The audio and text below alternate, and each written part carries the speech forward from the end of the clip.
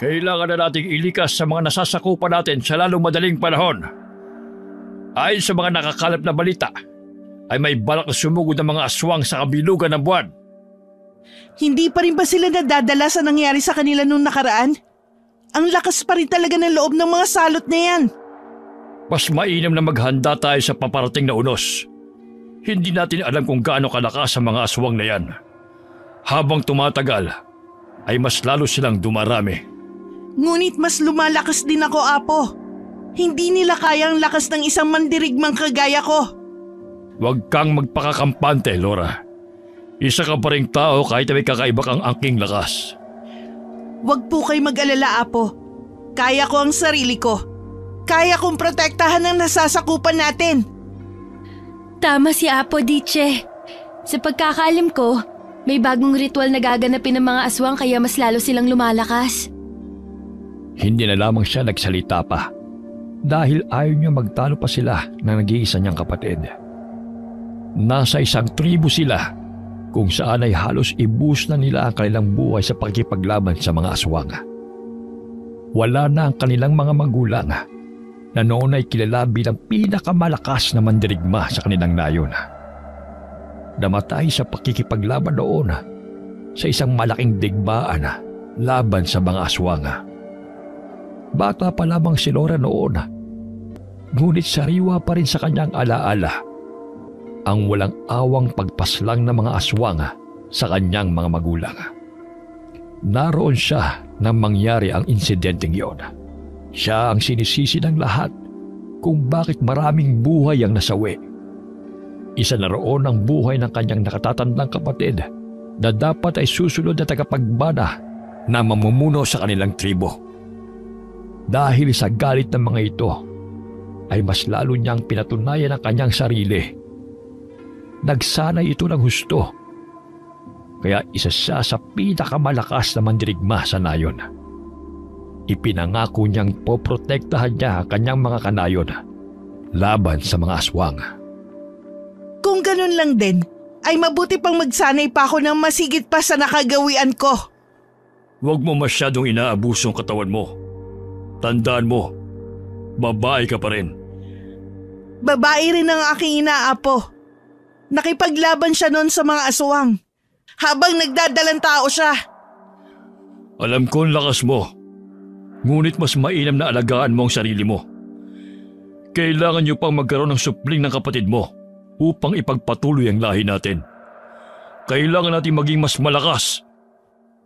Ang ayaw niya sa tribong kanyang kinalakihan ay ang tradisyon nilang magkaanak, sa ayaw man o sa gusto nila. Iilan lamang ang lalaki sa kanilang nayon, kung kaya't ang iilan dito ay halos magkakalabit na ang bawat mga angkan. Ang gusto ni Laura ay mabuhay ng malaya habang nakikipaglaban sa mga aswang. Ngunit sa kalagayan niya bilang prinsesa ay malabong mangyari ang gusto niya. Kailangan pa rin ito ang mag-asawa. Tinanguan na lamang niya ang kanilang apo lakay saka nagpaalam na aalis. Agad na dumiretso si Laura sa lugar kung saan siya nagsasanay.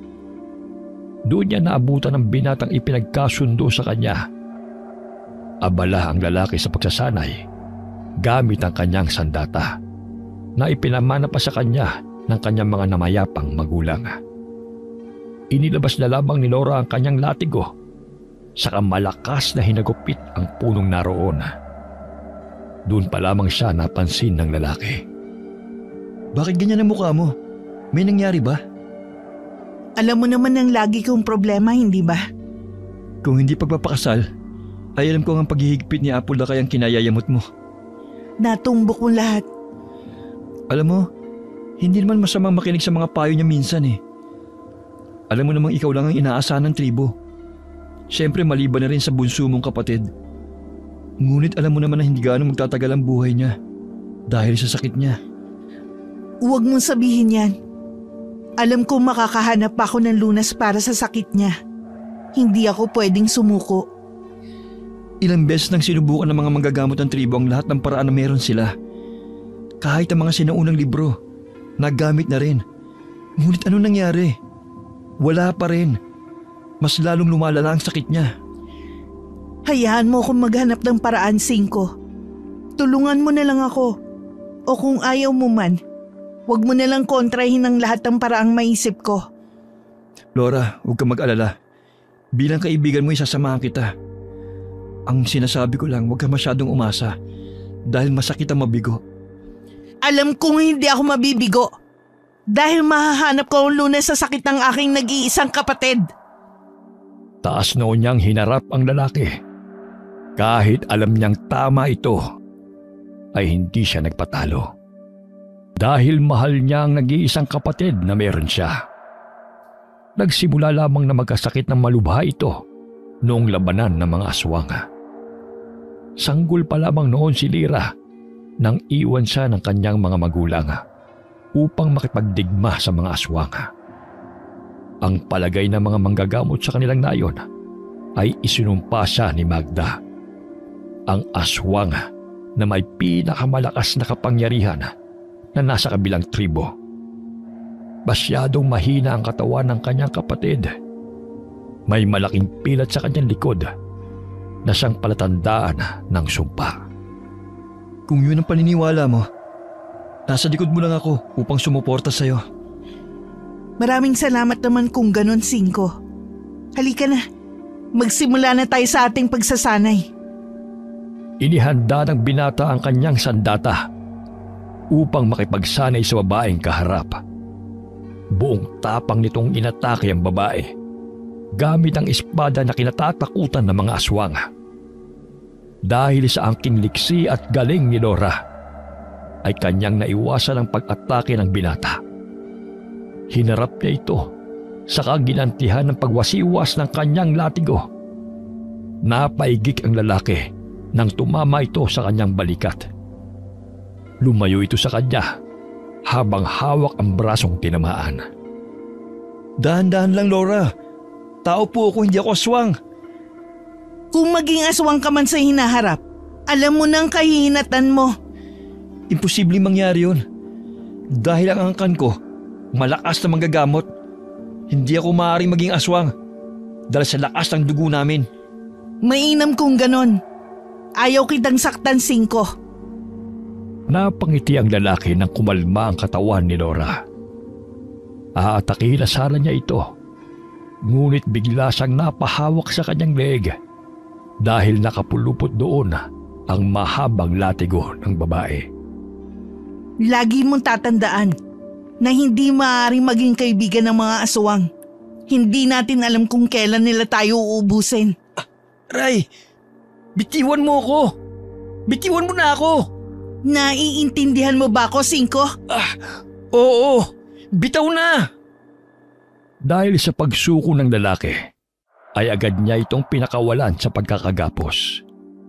Natawa na lamang siya nang maubo ito habang hawak ang kanyang leeg. Mula naman sa hindi kalayuan, ay nakarinig siya ng malakas na palakpak na may kasamang pagsipol. Hindi pa nakakalapit ang mga ito. Alam niya ng isa sa kanyang kaibigan ang pinagmulan ng pangaasar na yon. Wala ka pa rin talagang kupas, Laura. Taob pa rin sa Cinco. Halika nga rito, Poy. Para ikaw naman ang makatikim ng latigo ko. Naku, alam kong hindi mangyayari sa akin yun, Laura. Nakikita mo tong bisig ko? Laki, no? Walang-wala to sa bisig ni Cinco. Ang lampa-lampa kasi. Malaki ang ngiti ng binata habang ipinagmamayabang ang naglalakihang braso nito. Kabaliktaran sa katawan ni Cinco na medyo patpati ng katawan kung ikukumpara sa katawan ni Poy na halos mamutok na ang mga kalamnan dahil sa araw-araw na pagsasanay. Isa ang lalaki sa pinakamalakas na mandirigma ng nayon nila. Isa rin si Poy sa pinagpipilian doon bilang mapapangasawa niya. Ngunit sa kabila ng kanyang taglay na lakas, ay wala itong kakayahang mamuno sa kanilang tribo. Tanging si Cinco lamang ang pumasa sa larangan ng talino at kakisigan mula sa hatol ng mga matatanda sa kanilang nayon. Sa wastong gulang na 25 ay ikakasal ang dalawa. Parehong nasa edad na 20 ang mga ito, kung kaya't may 5 taon pa silang malayang nagagawa ang kanilang nais. Hinarap ng babae si Poy na nakangisi kay Cinco na ipinagmamalaki ang naglalakihang katawan. Ipakita mo nga sa akin ang pinagyayabang mong lakas. Ayon sa pagkakaalala ko, buntik na kita mapatumba noon. Hindi ko nakakalimutan ang muntik na pagkakatumba ko noon. Huwag ka mag-alala. Dahil hindi na ako iinom sa oras na magkaharap ulit tayo. Bakit hindi natin gawin yun ngayon, Poy? Hindi naman sa ayaw ko ha. Hindi lang talaga ako pwede ngayon. Bakit? Natatakot ka bang matalo ulit? Nakarinig ng pagtikhim si Laura mula sa pamilyar na tinig. Nang lingunin niya yon, si Apo Lakay ang bumungad sa kanya. Dahil may ipapagawa ako kay Poy, Laura. Narinig mo yun? May ipapagawa sa akin si Apo. Kaya naman sa kasamang palad, hindi kita malalabanan ngayon. Ang dami mong palusot. Aminin mo na kasi na natatakot ka lang na matalo kita. Hindi totoo yan. Napailing na lamang ang matanda habang hawak ang kanyang tungkod. Tinignan nito si Cinco na hindi pa rin nakakabawi sa pagkakapulupot ng latigo sa kanyang leeg. Nakaupo pa rin ito sa damuhan habang hawak ang leeg dahil sa sakit na tinamo. Kailangan mo ba ng tulong, Cinco? Ayos lang po ako, Apo. Nabigla lang ako sa naging laban namin ni Laura kanina. Sus, malusot ka rin eh. Ang sabihin mo, natalo ka talaga ng babae. Tumayo si Cinco sabay pagpag ng mga dumi na dumikit sa kanyang kasuutan. Tinapunan niya ng seryosong tingin ng binata na siya namang nagpatras dito. Nakakabawas ba ng pagiging lalaki matalo ng isang malakas na babae? Hindi naman yun ang gusto kong iparating ah. Ano ba gusto mong iparating? Gayong malinaw naman na ipinapahiwatig mong nakakahiyang matalo ng isang babae. O siya, tama na. Baka kayo naman mamaya magtunggalin yan. Tulungan niyo na lamang ako sa pinapagawa kong bakod sa may bandang gubat. Hindi ganong malakas ang proteksyon natin sa lugar na yon. Tutulong ako, Apo. Kahit nga po ako na ang gumawa para makapunta na rin ako ng gubat. Hindi maaari, Laura. Tanging ang mga kalalakihan lamang ang pinapayagan kong pumunta sa lugar na yon. Puntahan mo na lamang ang iyong kapatid na abala sa paggawa ng mga gagamitin natin panlunas sa mga sugat ng ating mga mandirigma. Mas pipiliin ko na lang po na makipaglaban sa mga aswang kesa umupo sa kubo ng buong araw para sa pagdidikdik ng mga halamang gamot na yon. Bilang susunod na pinuno, ay dapat marunong ka sa mga simpleng gawain na gaya nun upang mailigtas mo ang iyong mga nasasakupan. Kaya ko po silang iligtas sa pamamagitan ng pakikipaglaban. Tinapik-tapik ni Poy ang kanyang balikat na siyang kinainis nito. Alam niyang pangasar lamang yun sa kanya ng binata sa tuwing pinagsasabihan siya ni Apo Lakay. Pumunta ka na kung nasaan ang iyong kapatid, Laura. Tulungan mo na siya ron. Kami naman ang mga binatang ito ay lalakad na. Walang nagawa ang dalaga sa mahigpit na utos ng matanda. Malakas ang mga padyak nito pauwi sa layon kung saan naroon ang karamihan ng kanilang mga mamamayan. Hindi na lamang nito pinansin ang tingin sa kanya ng mga taong naroon. Alam na nito ang iniisip nila sa kanya. Isang kamalasan na hindi nararapat pang mabuhay kasama nila. Dumiretso na lamang ito sa kubo kung nasaan ang kanyang kapatid na kinagigiliwan ng mga taong naroon. Masaya silang nagkukwentuhan tungkol sa mga masasayang pangyayari sa loob ng nayon. Nang makita siya ng mga ito, ay agad silang nagpaalam kay Lira. Ipinagkibit malikat na lamang nito ang kanilang reaksyon. Nakangiting hinarap siya ng kanyang kapatid na abala sa paggawa ng mga gamot. Tapos na ba ang pagsasanay mo, Diche? Gustuhin ko mang hindi matapos yon. Wala na akong magagawa. Lalo na't si Apo Lakay ang nagpahinto sa akin. Pinapunta ka ba niya rito upang tulungan ako? Ano pa nga ba? Wala na akong magagawa. Utos niya. Hindi ka naman basta-bastang napapasunod ng kahit sino, Diche. Kung gugustuhin mo naman, alam ko magdedesisyon kang mag-isa. At naroon ka na sa gubat kasama nila. Sana talaga ordinaryong tao na lang si Apo. Kahit na ano kasing gawin kong pagtutol sa mga utos niya, bigla na lang ako napapasunod. Hindi ko alam kung anong orasyon ang ginagawa niya sa akin. Masyado kasing malakas ang dugo ni Apo na nananalaytay sa mga ugat mo. Malakas ang koneksyon yung dalawa. Kaya isang utos niya lang, napapasunod ka kagad. Napabuntong hininga na lamang si Nora habang mabilis na dinidikdik ang dahon ng makabuhay. Mabisa na panlaban daw yun sa mga aswang. Walang interes sa ganung bagay si Nora. Ang tanging nasa isip nito ay ang pagpuksa sa mga aswang na naging sanhi ng pagkawala ng kanyang mga magulang, maging ng sumpa sa kanilang lahi. Sa oras na makagawa ng pinakamalakas na pangontra ang kanyang apo, ay alam niyang wala nang kawala ang mga aswang sa kanya. Uubusin nito ang kanilang mga lahi. Wala siyang ititira kahit na isa. Bahilang tinapig siya ng kanyang kapatid na nagpabalik sa kanya sa ulirat. Ayos ka lang ba, Diche? Ha? Oo naman. Bakit ako hindi magiging ayos? Grabe naman ang pagdiktik mo sa dahong yan. Halos wala nang matira. Doon lamang tumigil si Nora sa kanyang ginagawa. Inilapag niya ang gamit nito sa isang tabi, saka napabuntong hininga ng malalim. Ganun na ba ako kasamang anak, Lira? Anong ibig mong sabihin, Diche? Hindi ko naman sinasadya ang nangyari nun. Bakit mo yan iniisip ngayon? May nangyari ba? Wala naman. Ngunit ang tingin ng karamihan sa akin tuwing dadaan ako, parang isang nakakahawang sakit. Ayaw nila akong lapitan. O maski ngitian man lang. Kailan ka pa nagkaroon ng pakialam sa mga sasabihin nila? Nakakapagod na kasi ang ganito, Lira. Paano na lang kung ako ng pinuno ng nayong ito? Paano na ang mga nasasakupan ko? Kung ako mismo ang problema nila. Ayoko magkagulo ang tribo natin dahil sa akin. Naku, huwag mo na lang sila pansinin. Hamak na mas malakas ka sa kanila. Dahil sa'yo nananatiling ligtas ang nayon natin. Kaya alam ko na magiging isang magaling at malakas na pinuno ka. Naniniwala ako sa'yo, Diche. Ang matamis at inosenteng ngiti ni Lira ang nagpabagabag kay Nora. Alam niyang malakas siya, ngunit mahina siya pagdating sa mga taong nasasakupan nila.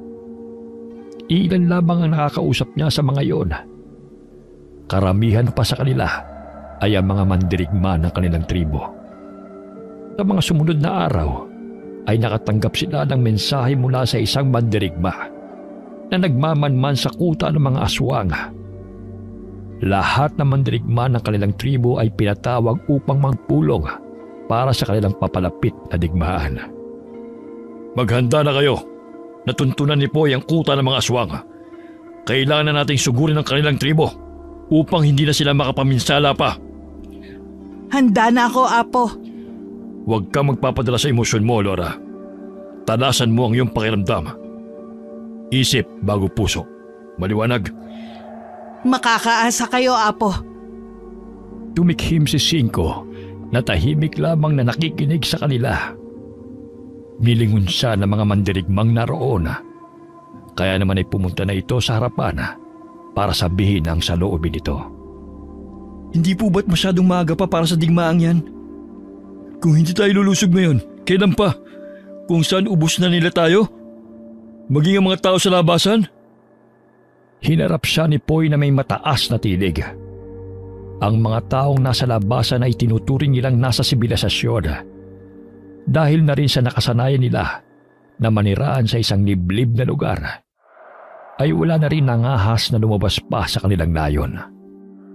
Base kasi sa ulat mo, pati na ng isa natin mandirigma, ay mas lalo silang lumalakas.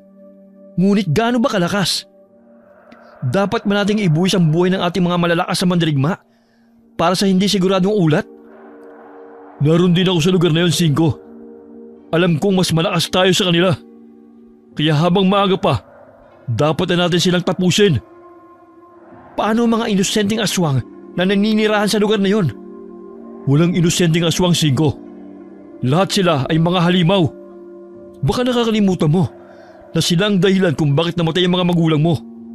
O baka may gusto ka bang sisihin sa nangyaring yon?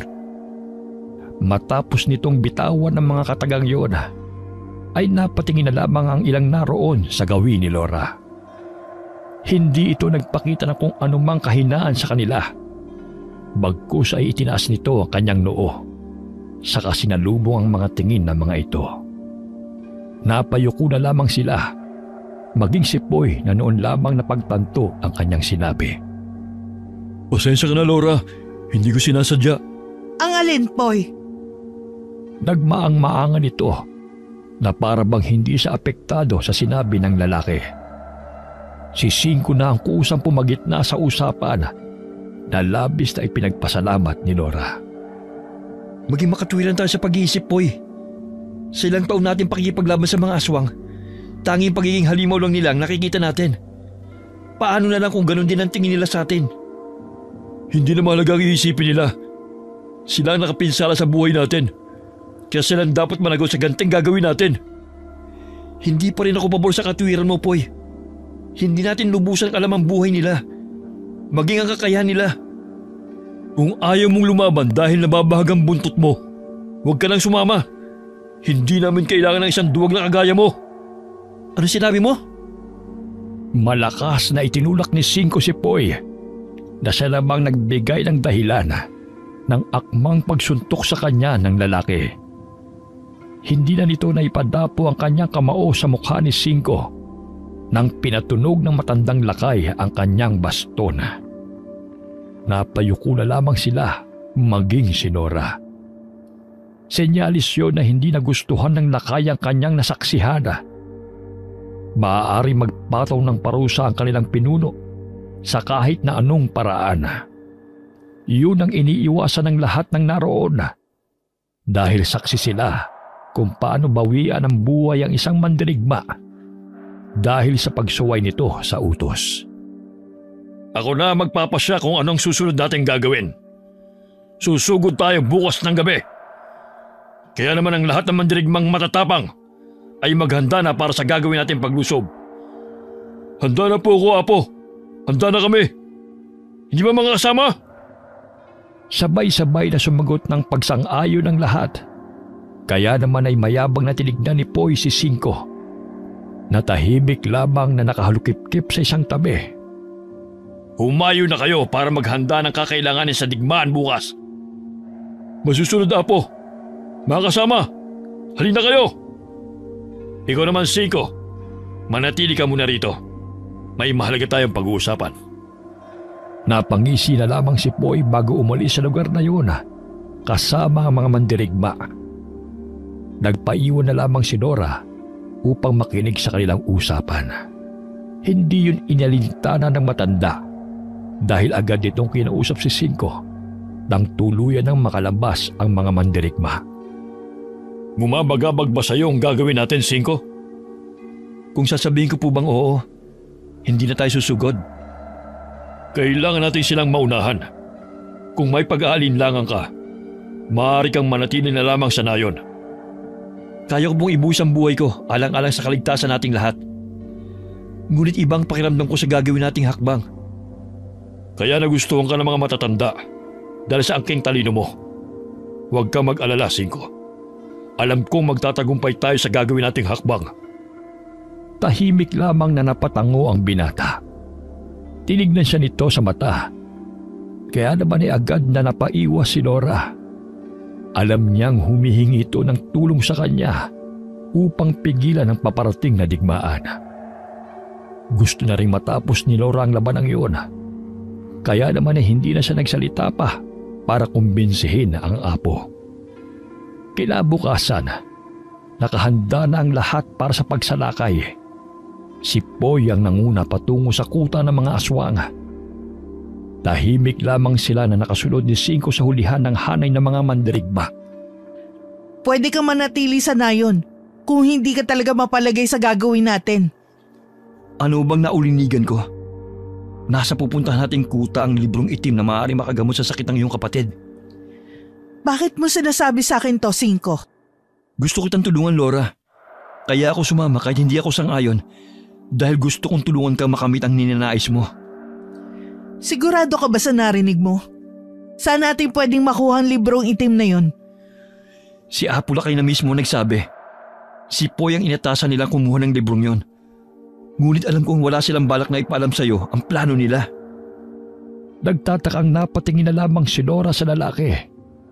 May inilabas itong maliit na papel. Saka ibinigay sa kanya na agad naman itong tinanggap. Mapa yan kung saan naroon ang libro. Sasamahan kita patungo sa lugar na yan. Kailangan lang natin mauna sa kanila upang hindi nila mapansin na doon natin balak na pumunta. Maraming salamat sa tulong mo, Cinco. Habang buhay kong tatanawing isang malaking utang na loob ang gagawin natin. Saka ka na magpasalamat kapag nakuha na natin ang librong yon. Ninitian na lamang niya ito ng tipid. Saka tumigil sa kanilang paglalakad nang tumigil ang mga mandirigmang nasa unahan nila. Sumenya si Poy na naroon na sila sa lugar. Kaya naman ay naghiwa-hiwalay ang mga ito para pumwesto sa kanilang gagawing pag-atake. Hindi sumunod sina Cinco sa nakatakdang plano. Bagkus ay sumunod ito kay Laura na hawak ang mapa papunta sa isang malaking altar kung saan naroon ang librong itim. Dapit hapon na yon, kung kaya't maliksi ang kanilang mga kilos dahil na rin sa panganib na nakaabang sa kanilang buhay sa oras na magkamali sila ng hakbang. Narinig ng mga ito ang alulong ng iba't ibang uri ng hayop, tanda ng nalalapit na pag-atake na gagawin ng kanilang mga kasamahan. Bilisan mo, Cinco. Kailangan natin makabalik bago pa nila mapansin na wala tayo sa ating pwesto. Dito tayo dumaan sa kakahuyan para makarating kagad tayo ron. Sinaulo mo ba ang mapa? Parang alam mo na ang pasikot-sikot sa lugar na to. Hindi ako sigurado. Ngunit sa palagay ko, parang nakapunta na ako rito eh. Agad na hinablot ni Laura si Cinco sa isang silid. Sinenyasan niya sa isang gawi ang lalaki kung saan naramdaman niya na may paparating. Hindi nga ito nagkamali. Dahil sa hindi kalayuan ay narinig niya ang pag-uusap ng mga paparating. Batid kong nalalapit na ang paglusob ng mga mandirigma. Kailangan nating lakasan ang ating proteksyon sa lugar na ito. Halos ubusin na nila ang ating mga kuta. Sabihin mo kay Magda na kailangan niyang ilikas ang librong itim sa lalong madaling panahon. Tinignang mabuti ni Laura ang papalayong bulto ng mga tao. Sa unang tingin ay aakalaing normal na tao lamang ang mga iyon. Ngunit iba ang pakiramdam ni Laura sa tindig at amoy ng mga ito. Malakas ang pagiging aswang nila. Sundan natin sila, Cinco. Sigurado ka ba nasusugod ka na? Malapit na ang ikatlong alulong ng mga hayop. Kailangan natin magmadali. Maingat na sinundan nila ang mga aswang na dumaan. Halos hindi na nila maaninag ang kanilang daanan dahil walang gaanong liwanag sa parte ng gubat na yon. Pinatalas na lamang nila ang kanilang pakiramdam hanggang sa marating ang lugar kung saan nakatago ang librong itim. Napangisi na lamang si Laura nang makita niyang walang bantay sa kubo kung saan nakatago ang librong itim. Matalino ang mga aswang dahil iniwasan nilang makakuha ng atensyon sa pamamagitan ng hindi paglalagay ng mga bantay sa kubo na yon. Narinig niya ang mahinang pag-ismid ni Cinco, kaya naman nilingon niya ito nang may pagtatanong sa kanyang mukha. Akala siguro nila mga tanga tayo. Kahit hindi nila lagyan ng bantay ang kubong yan, mararamdaman naman natin ang kanilang presensya sa paligid. Napansin mo rin pala. Kaya mo bang lansihin ng mga yun? Ang ibig mo bang sabihin, magpapahabol ako sa kanila upang makapasok ka sa kubong yan? Ganun na nga. Kung yan ang gusto mo, sige gagawin ko. Hindi ako magtatagal. Pangako. Mag-ingat ka, Laura. Babalikan kita kahit anong mangyari. Maraming salamat, Cinco. Hindi ko makakalimutan ang gagawin mong to. Mamaya ka na magpasalamat kapag nakaalis na tayo ng ligtas sa lugar na to. Hinalikan ng lalaki ang noo ni Laura. Saka mabilis na nilisan ang lugar na yon. Napansin siya ng ilang aswang na nakatayo malapit sa kubo. Kaya agad siyang hinabol ng mga ito. Nakiramdam muna si Laura sa paligid bago tuluyang tumakbo papasok ng kubo. Doon niya naabutan ang nanlilisik na mata ng isang matandang babae. Maraming ningas ang nakapalibot sa isang malaking kawa na may kumukulong tubig. Nangihina na ito sa katandaan, ngunit halos matanggal ang anit ni Laura dahil sa paghila nito sa kanyang buhok. Agad niyang itinulak ang matanda. Kasabay ng kanyang pagtulak ay ang tunog ng alulong ng mga hayop na tanda ng pag-atake ni Napoy sa kuta ng mga aswang. Wala akong oras sa'yo. Kailangan ko ang librong itim. Saan mo itinago yon? Ikumlamang ang bibig ng matanda na balak sana siyang kalmutin sa mukha gamit ang mahahabang kuko nito. Ngunit agad na iniwas ni Laura ang kanyang mukha rito. Wala naman pala akong mapapala sa'yo. Tumabi ka! Hinanap nito ang mga librong itim sa aparador, maging sa mga baol na naroon. Ngunit hindi niya ito makita. Nagkakagulo na ang lugar na yon. Dahil sa hindi magkamayaw na sigawan mula sa panig ng mga tao maging ng mga aswang. Bigla na lamang bumukas ang pintuan ng kubong yun. Pumasok doon ang humihingal na si Poy, kasunod si Cinco na may dugoang balikat. Laura, anong ginagawa mo rito? Bilis, Poy! Pasok! Ang dami nila! Agad na isinara nito ang pintuan ng kubo. Tinignan lamang nila ang matandang babae na namumulang mata dahil sa galit. Halika na, Laura! Tumakas na tayo! Hindi pwede. Kailangan nating kunin ang librong itim sa kanila. Makukuha naman natin yan sa susunod na araw. Umalis na tayo! Paano kapag ito na ang pagkakataon, Poy? Ito naman talaga ang sadya natin dito, hindi ba? Wala sa kubong ito ang librong itim. Kung wala rito, nasaan? Nasa katapat na bahay na yan. Wala na tayong oras. Kailangan na natin magmadali. Sumilip si Cinco sa labas ng kubo. Nang wala na silang marinig na ingay, ay agad na dumiretso mga ito sa isang malaking bahay na katapat lamang ng kubong yun. Oy, ikaw na magbantay dyan sa labas. Laura, ikaw dito sa loob. Ako nang bala sa librong itim. Sigurado ka ba riyan, Cinco? May tiwala ako sa inyo. Kayo nang bala rito. Mag-iingat ka. Dito lang kami. Kapag hindi ako nakalabas sa loob ng 5 minuto, tumakas na kayo. Huwag mo sabihin yan, Cinco.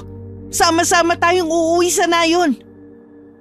Tanging tango na lamang ang isinagot ng binata sa kanya. Dali-dali itong tumakbo papasok ng bahay. Sa isang sulok naman nakatago si Laura. Handa itong makipaglaban sa mga aswang na paparating. Nakaramdam na lamang na matinding pag-uga sa lupa si Laura. Kasabay noon ay sigaw ni Cinco na tumakas na sila. Cinco! Cinco! Poy! Poy, si Cinco! Umalis na tayo, bilis! Teka lang. Librong itim yun? Saan? Yung bang nasa altar? Nandito lang pala yan. Kunin mo na ang librong itim. Umalis na tayo sa lugar na to. Paano si Cinco? Baka buhay pa si Cinco, Poy. Kaya niya na ang sarili niya kung sakaling buhay man siya. Ang mahalaga, makuha mong librong yan kung saan isinakripisyo ni Cinco ang buhay niya. Pero, Poy! Isang mahabang ungol ang pinakawala ni Cinco na animoy nasasaktan siya. Agad na hinila ni Poy papalabas si Laura sa lugar na yon. Pagkalabas pa lamang nila sa malaking kubong yon, ay sumalubong na sa kanila ang mga bangkilan na nakapalibot sa labas ng kubo. Matalim ang tingin nito sa kanila, lalong-lalo na kay Laura na may hawak ng librong itim. Agad na iwinasiwas ni Laura ang kanyang dalang latigo na yari sa buntot pagi. Kaya naman ay napaatras sa mga ito. Ang ilan sa mga bangkilan ay nasa itaas ng puno, nagmamatsyag sa bawat galaw nila. Kulang-kulang 20 ang mga naroon. Kampante si Laura na agad nilang mapupuksa ang mga aswang na nakaharang sa kanilang daraanan. Nakarinig sila ng malakas na alulong na halos nagpadagundong sa buong lugar na yon. Parang mga pusang nabahagang mga buntot ng mga bangkilang nasa kanilang harapan. Napatungo ang mga ito. Kaya naman ay naging alerto si Laura sa paparating na nilalang. Mag-iingat ka, Laura! Malakas ang kalaban natin! Nakahanda ako, Poy. Uuwi pa tayo ng ligtas mula rito. Sana nga, huwag kang mamamatay ha! Ikaw ang huwag mamamatay. Uuwi pa tayo. Nakarinig sila ng isang malakas na halakhak mula sa likuran ng hanay ng mga bangkilan. Halos himatayin si Laura dahil sa panghihina mula sa presensya ng bagong dating. Saan nyo naman balak gamitin ang librong itim na yan? Hindi mo na kailangan pang malaman. Sino ka? Magpakita ka! Ang may papayo ko lamang sa iyo ay huwag mo nang ilabas pa sa nayong ito ang librong yan kung ayaw mong masaktan. Nagpapatawa ka yata. Hindi ako naparito para utusan mo. Naramdaman ni Laura ang paglapit ni Poy sa kanyang likuran. Narinig niya ang mahinang bulong nito na nagpalaki sa kanyang mga mata. Kung hindi ako nagkakamali, Laura, narito ang pinuno ng mga aswang. Nararamdaman kong lakas niya. Iwan nyo rito ang librong itim na yan. Sagrado para sa aming mga aswang ang hawak ninyo. Kaya hindi maaari mapunta yan sa mga taong kagaya nyo. Manahimik ka! Tampalasan! Nakarinig ng mga anghel mula sa bangkilan si Laura. Mula sa taas ay sinugod siya ng bangkilang lumilipad. Napahawak na lamang ito sa kanyang pisngi dahil sa kalmot nito. Napaigik na lamang sa sakit si Laura. Naramdaman nito ang pagpatak ng dugo sa kanyang pisngi. Dahil sa likas ng mga aswang ang kanyang nasa harapan, ay dahan-dahang lumapit ang mga ito sa kanya dahil sa amoy ng dugo na pumapatak sa kanyang pisngi. Iwinasiwas niya ang kanyang latigo papunta sa kanila. Kaya naman ay napaatras sa mga ito. Ang alulong ng isang malaking hayop ang nagpagising kay Laura na halos mawalan ng ulirat dahil sa sakit na nadarama. Nakarinig ito ng isang pagalit na ungol mula sa likuran ng hanay. Kaya naman ay bumalik ang dating ayos na mga ito. Ang kumalmot kay Laura ay bumaba mula sa itaas ng puno. Saka pumunta kung saan nagmula ang malakas na ungol. Ano ang karapatan mong magdesisyon? Walang hiya ka! Noon lamang naaninag ni Laura ang mukha ng aswang na nasa likod ng hanay. Nakita na ni Laura ang mukhang yun. Hinding-hindi niya makakalimutan ang aswang na naging dahilan ng pagkamatay ng kanyang mga magulang. Halika na! Habang abala sila! Poy! Sila ang pumatay sa mga magulang ko! Kailangan na nating umalis! Habang nasa kanilang pinuno ang atensyon ng mga bangkilan, ay marahas na hinila ni Poy ang dalaga. Pikit matang sumunod ito sa kanya habang hawak ang librong itim na nasa kanyang bisig. Bago pa sila tuluyang nakalayo, ay lumingon si Laura sa gawi ng pinuno. Isang malakas na sampal ang pinakawalan nito na naging dahilan ng pagkaputol ng ulo ng bangkilang umatake sa kanya. Isang malaking ngisi ang pinakawalan nito sa katumingin sa kanilang direksyon na para bang ipinahabot sa kanya na isa yung babala. Puntahan na natin ang mga kasamahan natin, Poy! Sa nakaplano nating tagpuan, sa may burol. Sana'y naroon na silang lahat. Poy! Dumapa ka! Hinataw ni Laura ng kanyang latigo ang abwak na humarang sa kanilang daanan. Nagulat si Poy sa biglaang pagsulpot ito. Nang makabawi ay kanyang pinaslang ng kanyang sandata ang aswang. Maraming salamat, Laura. Utang ko sa iyong buhay ko. Magmadali na tayo, Poy! Malapit na maghating gabi! Baka maabutan tayo ng mga aswang! Napatango na lamang ang lalaki bilang pagsang-ayon sa kanya. Ang liwanag ng kalahating bilog na buwan ay siyang naging gabay nila patungo sa burol kung nasaan ang mga kasamahan nito. Hingal silang nakarating sa burol kung saan naroon ang mga sugatang mandirigma. Ang ilan sa kanila ay walang malay. Ang ilang malalakas pa ay inalalayan na lamang ang mga kasamahan nilang sugatan pauwi sa kanilang nayon. Sinalubong sila ng mga nag-aalalang pamilya at kamag-anak ng mga mandirigma.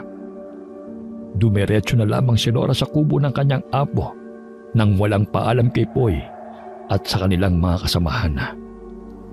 Pagod na ibinigsak nito ang kanyang katawan sa silang kanyang unang nakita. Tiche, kanina ka pa ba? Anong nangyari sa mukha mo? Halika rito! Gagamutin kita! Ayos lang ako. Mas kailangan mong gamutin ng mga sugatan sa labas. Pero mukhang malalim ang kalmot dyan sa mukha mo. Hindi ko ikakamatay to. Lumabas ka na ron. Mas kailangan nila ang tulong mo. Walang nagawa si Lira kung hindi ay sundin na lamang ang utos ng kanyang nakatatandang kapatid. Dala-dala ang mga gamot ay agad itong lumabas ng may pag-aalala. Napapikit si Laura dahil sa pagod. Ngunit nakarinig siya ng hindi pantay na yabag sa sahig na gawa sa kawayan. Yun ang kanyang apo. Naramdaman niya ang tahimik na pagmamasid nito sa kanya. Nariyan sa altar ang librong itim na nililihim niyo sa akin. Kung nagtataka ka kung paano ko nalaman ang tungkol dyan, si Cinco ang nagsabi sa akin. Si Cinco rin ang naging daan kung bakit ko nakuha yan. Pikit mata niya yung sinabi sa matanda. Pinipigilan niyang pumatak ang kanyang luha. Pinaghalong pagod at lungkot ang kanyang nadarama. Napabuntong hininga na lamang ito ng malalim, saka iminulat ang kanyang mga mata. Naroon ang kanyang apo na titig sa librong itim na may nandidilim na ekspresyon. Nasaan si Cinco? Hindi ko alam. Hindi namin alam kung buhay pa ba siya o tuluyan ng nalapa ng mga aswang. Bakit niyo hinayaang maiwan si Cinco roon? Sinubukan namin siyang sagipin, ngunit hindi namin nagawa. Sinubukan niyo ba talaga? O tuluyan kayo nadala sa pagiging sakim niyo sa kapangyarihan? Bakit niyo kami sinisisi, Apo? Hindi ba't ikaw ang nag-utos kay Poy na kunin ang librong itim? Kung si Poy ba ang naiwan doon, ganito rin ba ang magiging reaksyon niyo? Pantay-pantay ko kayong inaalala, Laura. Hindi, Apo. Malinaw naman sa lahat na mas pinapaboran mo si Cinco sa lahat ng mga mandirigma mo. Kami ni Lira ang kadugo mo. Ngunit mas malapit ka kay Cinco. May dapat ba kaming malaman? Huwag mong ibinabalik sa akin ang kasalanan ng ginawa mo. Sa akin ibinilin si Cinco. Ngunit ano, Apo? Ngunit napahamak rin siya kagaya ng kanyang mga magulang nang dahil sa akin? Ako ang kamalasan sa nayong ito, hindi ba? huwag mong sabihin yan. Hindi mo kasalanan ang nangyari noon. Ngunit ang nangyari ngayon ay may magagawa ka sana. Nanghihinayang ako sa lakas mo. Hindi ko ginusto ang nangyari, Apo. Ginawa ko lang ang alam kong makakatulong kay Lira. Sa tingin mo ba ay magagamot si Lira sa sakit niya sa pamamagitan ng librong itim na yan? Hindi na nakasagot pa si Laura nang bigla silang makarinig ng isang malakas na pagbagsak ng gamit. Nang lingunin niya ang pinagmulan doon, ay nakita niya ang luhaang mukha ni Lira. Ano ibig sabihin nito, Apo? Tiche? Lira, magpapaliwanag ako. Hindi ka pa rin tumitigil sa paghahanap ng luna sa pesting sakit na to, Laura? Huwag mo nang ipilit ang mga makaluwang paraan ng paggagamot. Sumpa na tong sakit ko! Wala na tong lunas! Hanggat nabubuhay ako, Lira, walang sakit na walang lunas. Gagawin ko ang lahat upang mailigtas ka lang. Maligtas ako o ang sarili mo sa pamumuno sa nayong to? Baka sarili ka, Laura. Sarili mo lang iniisip mo. Hindi totoo yan. Lahat ng ginagawa ko para sa'yo. Lahat ng sakripisyong ginagawa ko para sa ikabubuti ng nayong ito. Kaya wag mong pagdudahan ang intensyon ko. Isang malakas na tunog ng baston ang nagpatigil sa pagsasagutan nilang dalawa. Hindi na sumagot pa si Lira dahil sa takot nito sa matandang lalaki. Tumigil na kayo sa pagbabangayan nyo! Lira! Nakakalimutan mo na ata ang salitang ditse. Ikaw naman, Laura. Kailangan natin mag-usap kasamang matatanda sa nayon. Susubukin natin ang bisa ng librong itim. Alang-alang sa pagsasakripisyo na ginawa ni Cinco. Pero Apo, Makakalis ka na, Lira. Mag-uusap pa kami ng kapatid mo. Nang tuluyang makaalis si Lira, ay tahimik na binuklat ng matanda ang librong itim. Pinasadahan lamang niya ng tingin ang bawat pahina nito, saka tumango-tango. Hindi ko inaasahan na may makakarinig pala sa pag-uusap namin. Kung ito nga ang totoong librong itim, kahit papano ay nagtagumpay tayo sa ating layunin. Ibig nyo bang sabihin, ang librong itim ang pakay nyo? At hindi ang magapi ang mga aswang na yon? Ang librong itim ang pinagkukunan nila ng lakas. Kung wala ito, hindi rin sila makakapinsala sa mga tao. Sa kabilang banda naman, mas lalakas pa tayo sa pamamagitan nito. Dapat sinabi nyo na to agad noon pa. Para wala nang nasaktan sa labanang yun. Mas kokonti ang nakakaalam, mas mainam. Hindi tayo nakakasigurong ligtas ang nayo natin sa mga sekreto. Para nyo na rin kami niloko nun, Apo. Ginamit nyo lang kami para mapasakamay nyo ang librong itim na yan. Pinoprotektahan ko lamang kayo.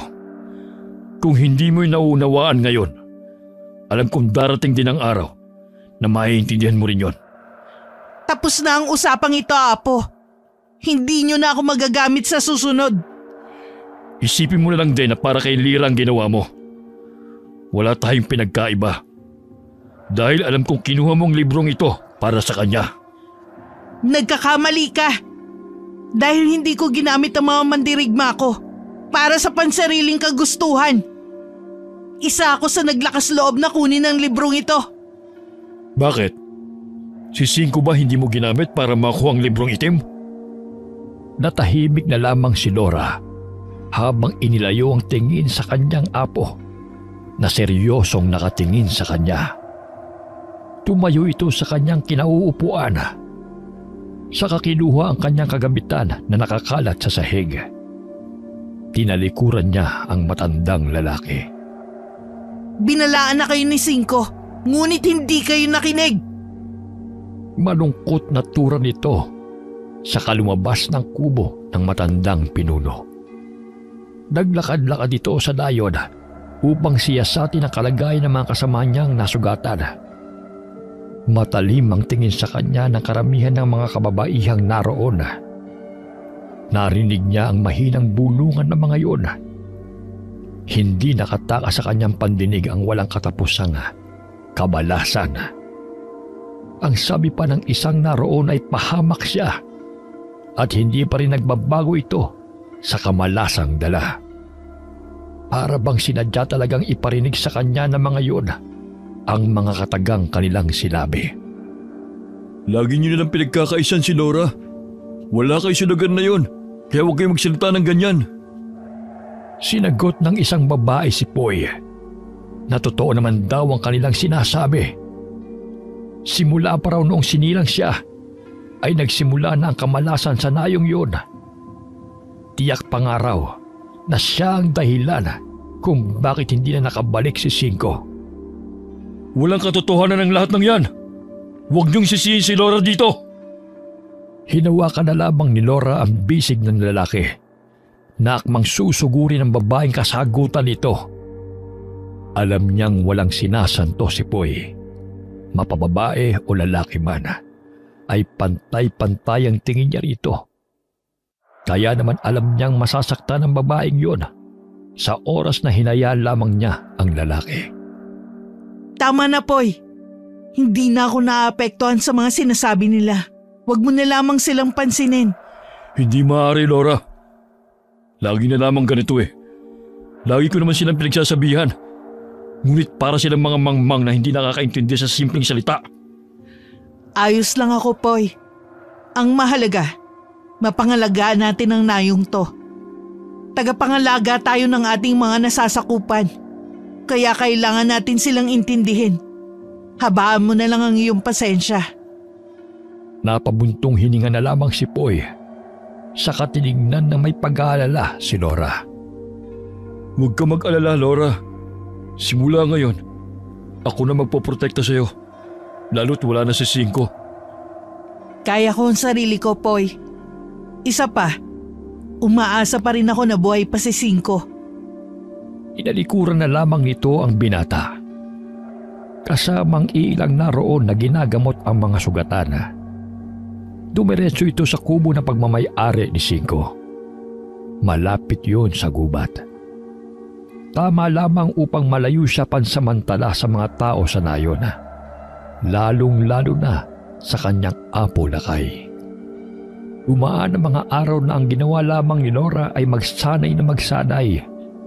Maging ang parte ng gubat na ipinagbabawal sa kanya ni Apo Lakay ay pinuntahan ito upang masigurong ligtas ang kanilang nayon.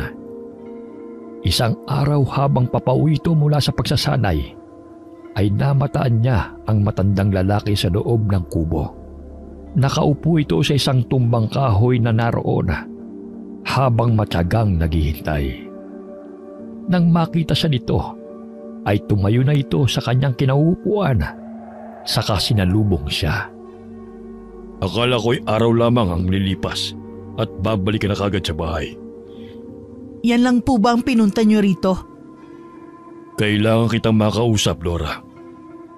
Ano naman ang pag-uusapan natin, Apo? Hindi ba't malinaw na ang napag-usapan natin? Nasa panganib ang buhay mo kung kaya't pinuntahan kita rito upang pabalikin sa nayon. Noong una ay hinayaan lamang kitang gawin ang gusto mo. Ngunit ngayon ay kailangan mo mag-ingat. Nakatanggap pa ka ng ulat na ang librong itim na dinala mo, ang kaisa-isang librong itim na mayroon ng mga aswang. Kaya kong pangalagaan ang aking sarili, Apo. Hindi ba't sa inyo na rin nanggaling na tunay ang inuwi ko rito? Ibig sabihin lamang nun, may kakayahan na kayong palakasin ang tribo natin. Yun rin ang pinunta ko rito. Sumama ka pabalik sa ating nayon. May ipapakita ko sa iyo. Sumunod na lamang si Laura sa matanda at hindi na nagtanong pa. Nang makarating sila sa nayon, ay pinagtitinginan siya ng mga taong naroon. Maging si Poy ay tuwang-tuwa nang makita siya. Nilapitan siya dito na may malaking ngiti sa kanyang labi. Ang tagal mong hindi nagpakita sa nayon, Laura. Balak sana kitang bisitahin eh. Ngunit mahigpit na ibinili ni Apo na huwag kang aabalayan sa kubo. Hindi na niya sinagot pa ang lalaki dahil nakarating na sila sa kubo ni Apo. Nanlaki ang mata ni Laura nang makita nito si Lira sa isang mahabang mesa. Malaki ang ipinayat nito at halos wala ng kulay ang kanyang balat. Ano nangyari sa kapatid ko? Anong ginawa niyo? Nasa librong itim ang orasyon na maaaring gumamot sa sakit ng kapatid mo. Sinimulan na namin ang ritual. Ganyan ba talaga ang ritual? Bakit parang mas lalong lumala ang kalagayan ng kapatid ko? 3 beses namin ginawa ang ritual. Ngunit ilang beses din kami nabigo. Sa kada ritual na aming ginagawa, malakas ang hatak din nun sa lakas ni Lira. May mali ba sa ritual? Bakit ganyan na lamang ang epekto sa kapatid ko? Ang masamang balita, hindi natin makukumpleto ang ritual dahil may kulang sa orasyon. Ano yun, Apo? Ayon sa libro, Kailangan natin ng anting-anting na upang tuluyang mabuksan ang isang pahina na naglalaman ng orasyon na kukumpleto sa ritual. Marahan siyang tinapik ni Poy sa balikat. Hindi pa namin matukoy kung saan ang pinakakuta nila. Maghahanap ako ng paraan. Narito na tayo. Kailangan na nating matapos ito. Hindi natin maaari isakripisyo ang ating mga mandirigma para sa paghahanap lamang ng anting-anting na yon. Huwag kayong mag-alala. Ako na ang bahala sa paghahanap ng kuta nila. Hindi ito magtatagal. Makakaasa kayong mahanap ko yun sa lalong madaling panahon. Ang lalong madaling panahon na sinabi ni Poy ay inabot ng linggo, buwan at maging taon. Tama ang sinabi ng kanyang apo na masyadong mahina ang mga aswang kung wala ang librong itim. Matagal na nahimik ang mga ito, ngunit ang kanya namang kapatid na si Lyra ay wala pa ring malay. Doon na naman lagi si Nora sa bahay ng kanyang apo dahil kailangan siya ng kanyang kapatid. Isang gabi ay nasa labas siya ng bahay habang nagpapahangin. Malayo ang kanyang tingin kaya hindi nito napansin na lumapit na sa tabi niya si Poy. Mukhang malalim ang iniisip mo ah. May ideya ka ba kung nasaan ang kuta ng mga aswang, Poy? May nakuha na akong impormasyon. Bakit parang interesado ka yata? May binabala ka ba? Nag-aalala na ako sa kapatid ko. Ilang buwan na siyang ganyan. Malapit na namin matuntunan ang lungga nila. Konting paghihintay pa. Batid ni Laura na hindi na niya kayang maghintay pa. Masyado nang matagal ang isang taon. Kailangan na niyang kumilos upang mailigtas ang kanyang kapatid. Poy, pwede ko bang malaman kung saan ang kuta nila? Wala kasi kung alam o balita man lang sa ginagawa niyong paghahanap. Mahigpit nga na pinagbabawal ng apo na huwag sabihin sa iyong impormasyong meron kami. Sa loob ng 1 taon, Poy, may ginawa ba ako? Naghintay lang ako. Alam ko, Laura. Ngunit ipangako mo. Hindi sasabihin na sa akin ang galing ang impormasyon na to, ha? Makakaasa ka, Poy. Wala akong balak na ipagsabi ito kahit kanino. Gusto ko lang malaman ang nangyayari sa tribo natin. Tumangutango pa ang lalaki. Saka ibinahagi sa babae ang mga impormasyong nakaalap nila. Maging ang mapa na meron ito ay ipinakita niya kay Laura. Lingid sa kaalaman ng lalaki na binabalak ni Laura ang lusubin ang lugar na yon upang makuha ang anting-anting. Ang anting-anting, Poy. Alam mo ba kung sino may hawak? Nagtatanong lang ako kasi nag-aalala ako sa kapatid ko. Hindi ako sigurado, pero parang kay Magda yata. Lahat ng impormasyon ko, hindi kumpirmado ha. Kailangan pa namin puntahan ang lugar na yon sa susunod na linggo para makasiguro. Maraming salamat sa pagbabahagi nito sa akin, Poy. Malaking bagay na may alam ako sa nayon natin maging sa mga aswang.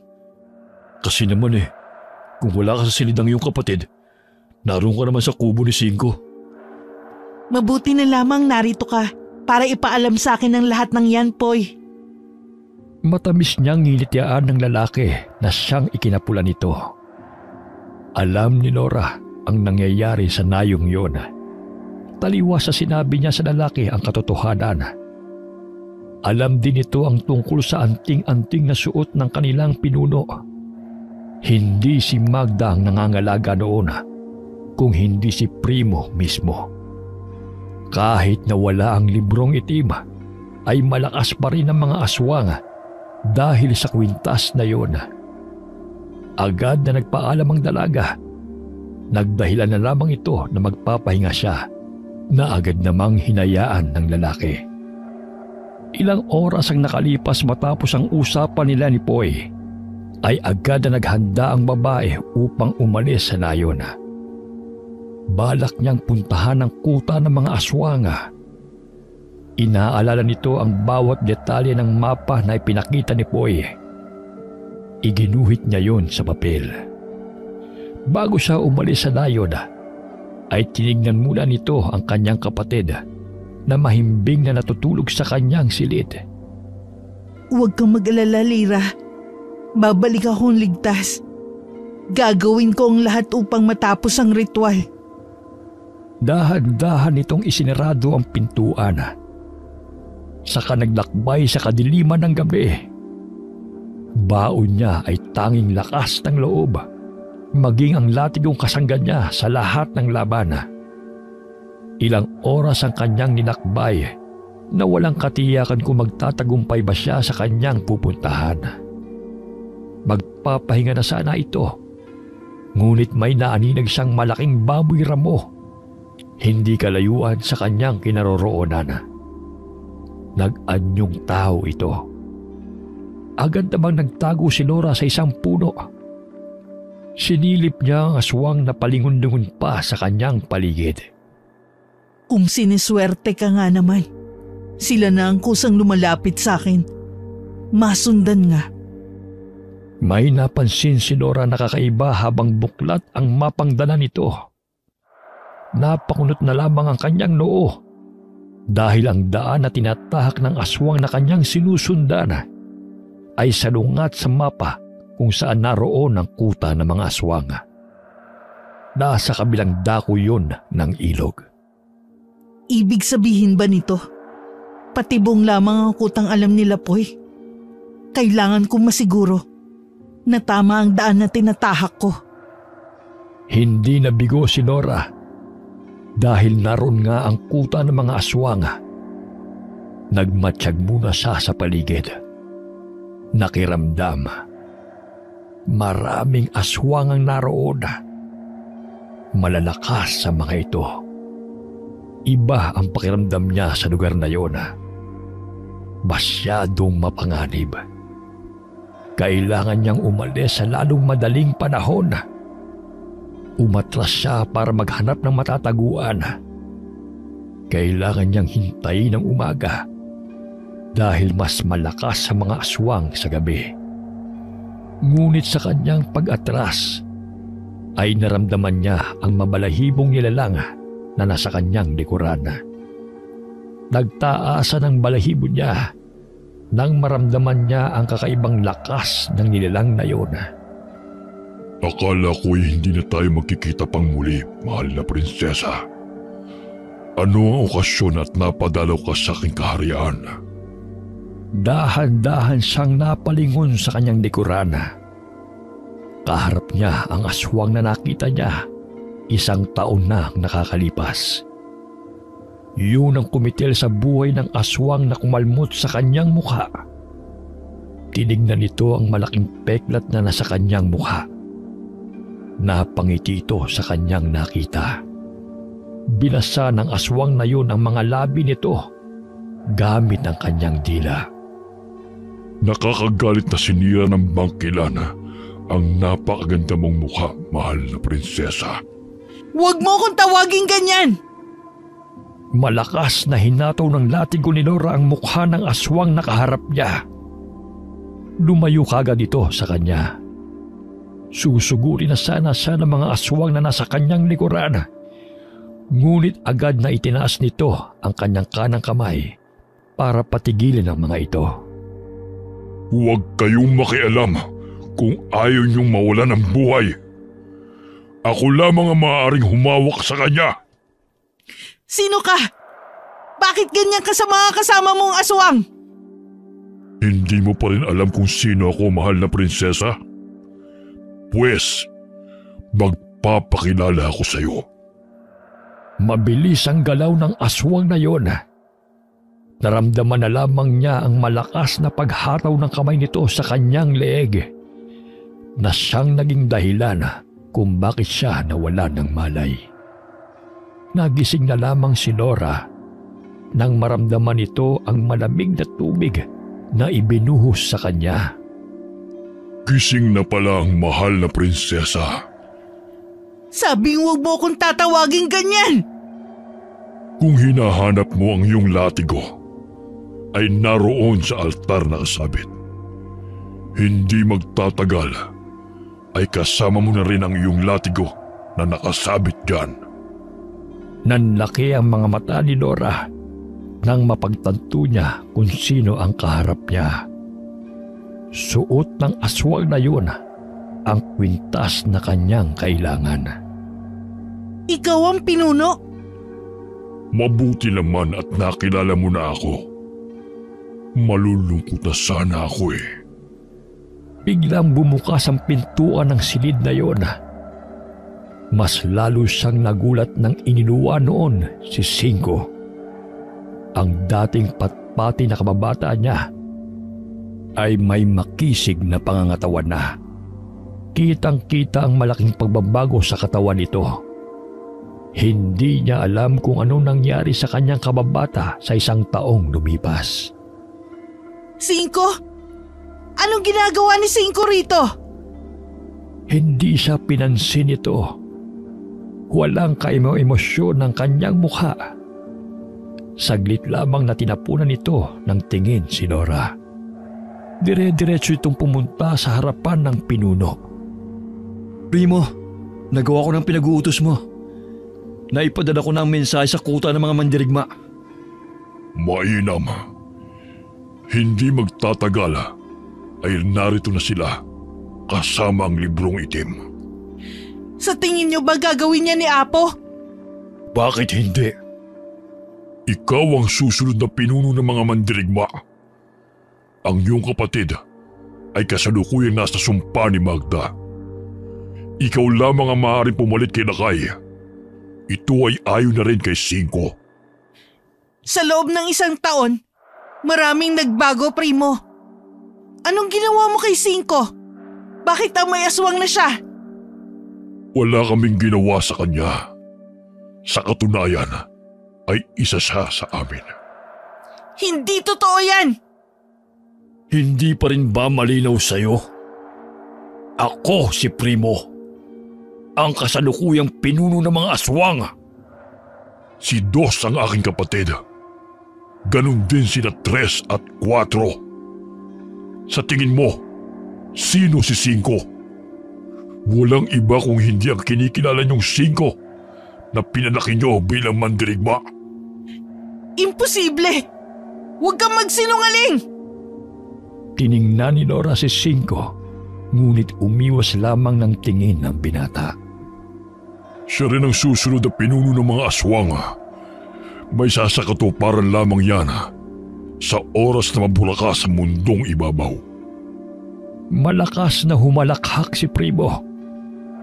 Napansin na lamang ni Nora ang pag-ismid ni Cinco. Dire-diretso lamang ang lakad nito palabas ng silid na yon. Hindi na siya nagpaalam pa sa pinuno. Biglang nagbago ang ekspresyon ni Primo nang tuluyang makalabas si Cinco sa lugar na yon. Katulad siya ng kanyang ama na matigas ang ulo. Kung hindi lamang siya namatay, ay tiyak na siyang namumuno sa lugar na ito. Mabuti na lamang at namatay siya. Ibig sabihin, may balak kang kitlin ang buhay ni Cinco?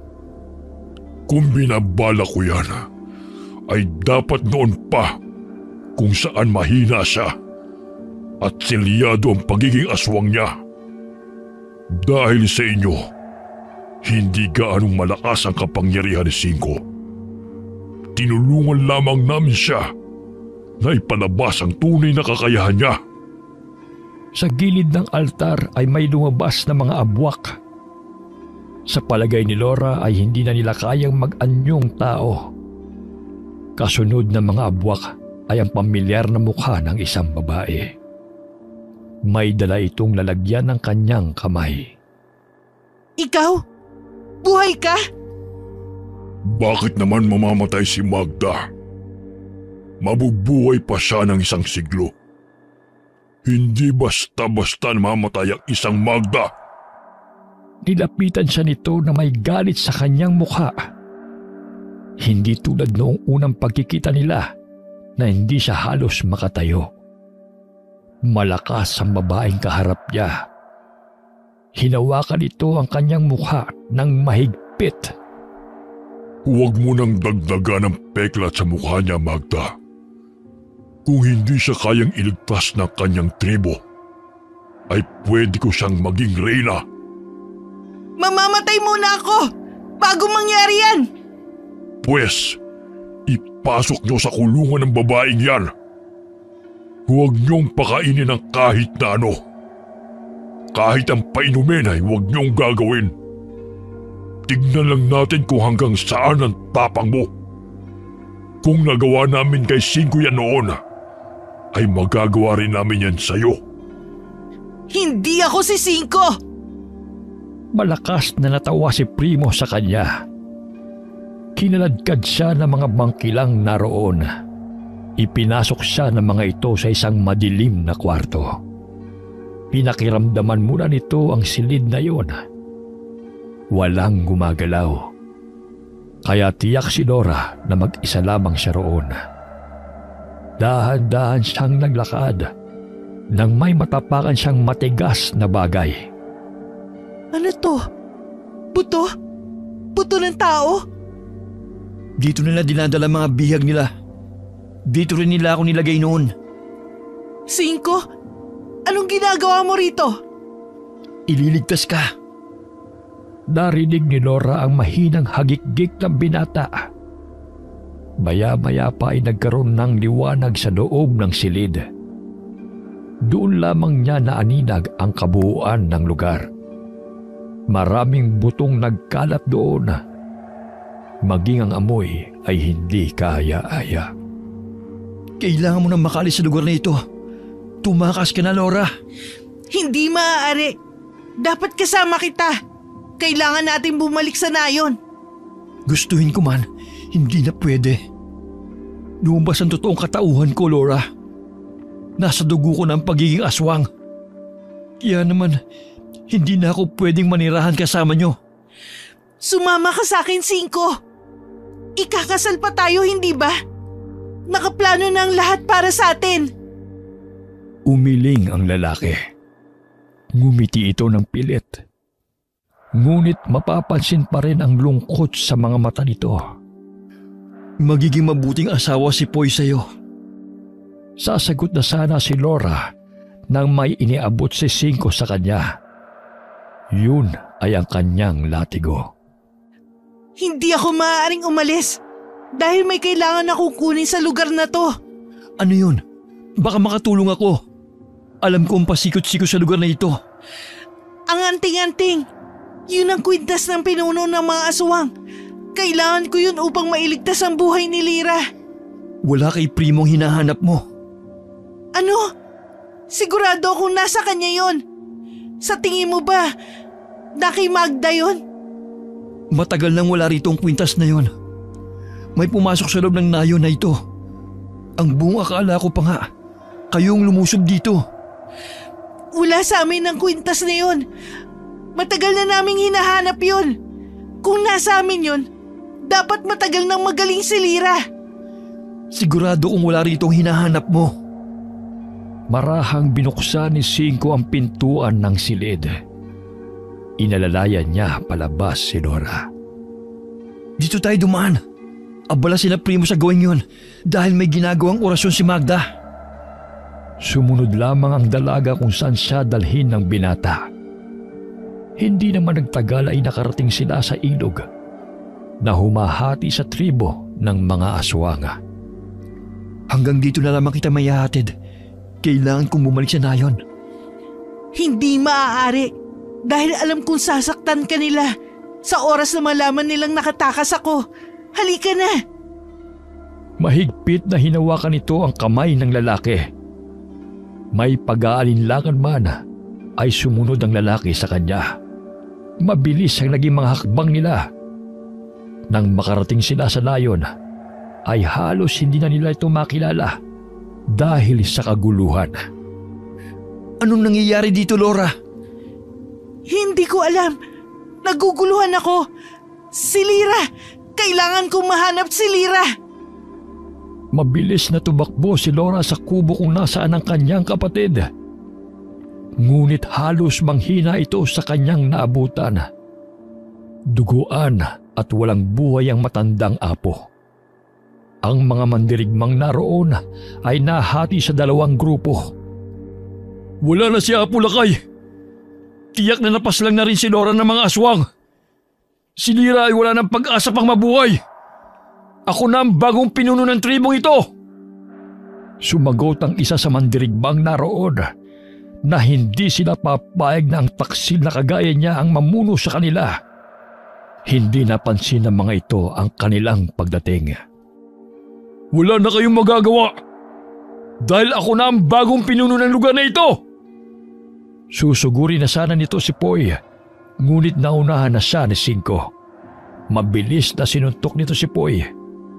Nabigla lamang ang lalaki, ngunit agad itong nakaiwas sa kamao ni Cinco. Anong ginagawa mo, Poy? Bakit? Laura, buhay ka? Ikaw rin, Cinco? Natatawa ito na halos hindi makapaniwala sa kanyang nakikita. Kumunot ang noo ni Laura nang mapansin niya ang kwintas na suot ni Poy. Hindi kasi ito nagsusuot ng kung ano dahil isa siyang mandirigma. Sagabal raw yun sa kanila.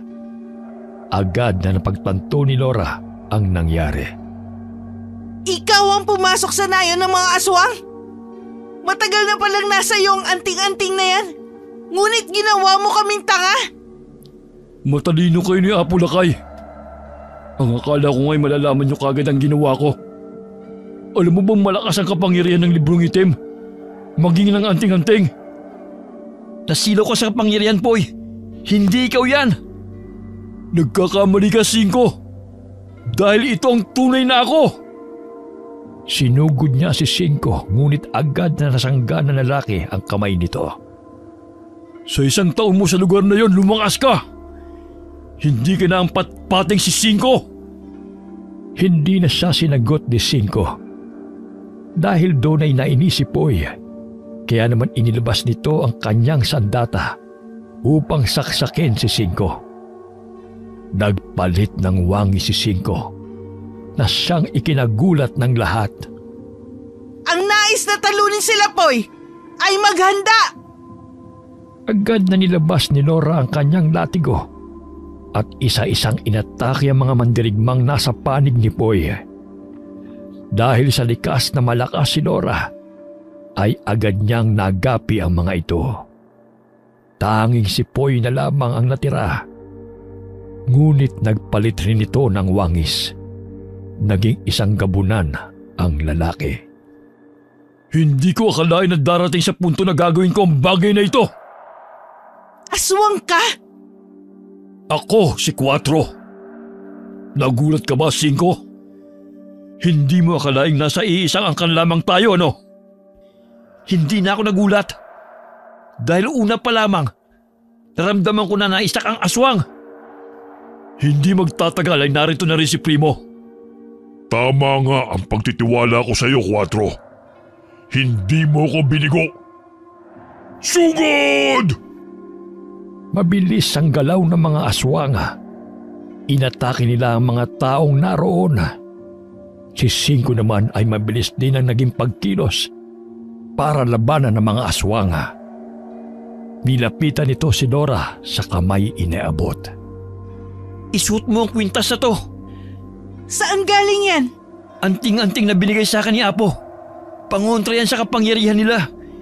Hindi kita iiwan sa labang to. Napatango na lamang si Laura sa lalaki. Naramdaman nito ang lakas na galing sa kwintas. Walang pag-atubiling sinugod niya ang mga ito. Nagtagal ang labanan ng halos 1 oras.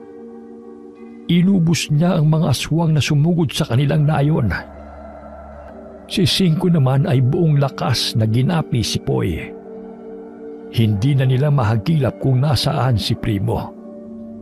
Ngunit tiyak silang nakatakas ito. Masyadong mabilis sa mga pangyayari. Hindi makapaniwala si Laura na nagapi niya ang mga ito.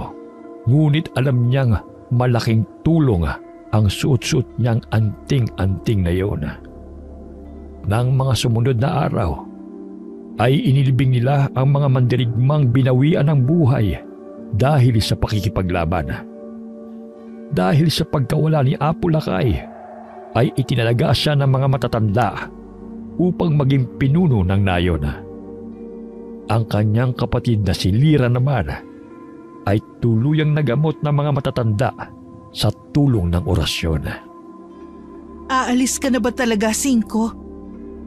Hindi na ako pwedeng manatili pa sa lugar na ito. Ngunit kung kailangan mo ng tulong, ay agad akong darating kahit saan man ako naroroon. Mahigpit na niyakap ng lalaki si Laura bago nilisan ng nayong iyon. Hindi man maganda ang mga nangyari, ngunit alam niyang magiging maayos ang nayon nila dahil nagapi nila ang karamihan sa mga aswang.